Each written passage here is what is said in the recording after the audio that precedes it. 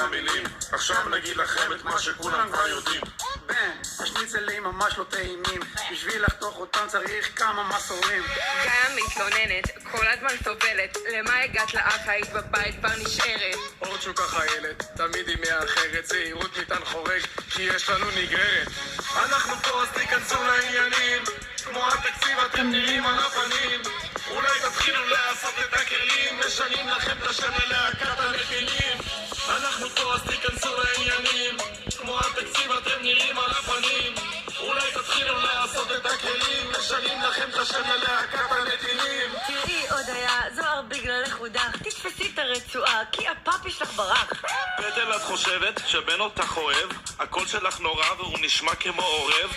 נועם נשמה, אותך לא נעקוץ. כי מספיק שאתה איתם, אתה עמוק בתוך הבוץ. בן אתה שחקן, הגעת לפה מוכן, לא משנה איפה תשב, לא יראו אותך בשולחן. אנחנו פה אז תיכנסו לעניינים. כמו התקציב אתם נראים על הפנים. אולי תתחילו לעשות את הכלים. משנים לכם את השם ללהקת הנתינים. אנחנו פה אז תיכנסו לעניינים.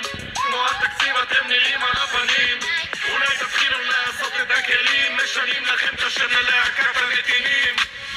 רגע חבר'ה, איפה דניאל? מישהו ראה את דניאל? דניאל? דניאל! אני לא ראיתי את איפה דניאל? איפה דניאל? עובדה לא מעניינת, אתה לא מעניין, פו. אני בוכה.